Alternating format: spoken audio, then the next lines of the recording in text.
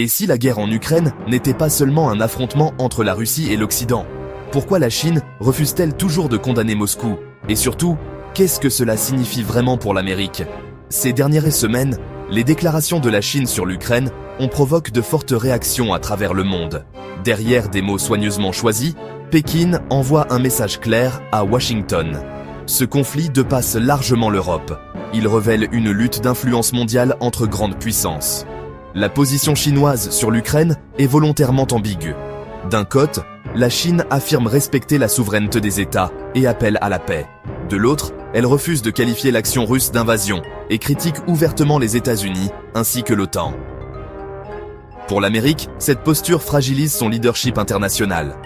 Pour la Chine, c'est une occasion stratégique de contester l'ordre mondial domine par l'Occident. Historiquement, la Chine entretient des relations économiques importantes avec l'Ukraine, notamment dans les domaines de l'énergie, de l'agriculture et des infrastructures. Mais en parallèle, elle partage avec la Russie une vision commune, rejet de l'hégémonie américaine, opposition à l'expansion de l'OTAN et volonté d'un monde multipolaire.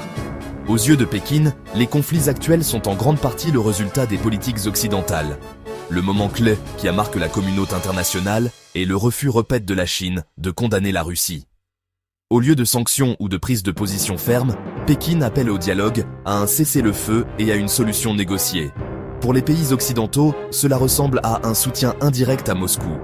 Pour la Chine, c'est une manière de se présenter comme un acteur responsable et un médiateur potentiel. Les États-Unis et leurs alliés réagissent vivement. Ils accusent la Chine de faciliter l'agression russe par son silence et de chercher à tirer profit du conflit.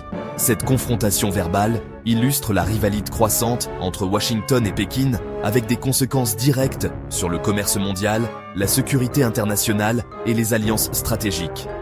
En réalité, la position chinoise sur l'Ukraine ne concerne pas uniquement cette guerre.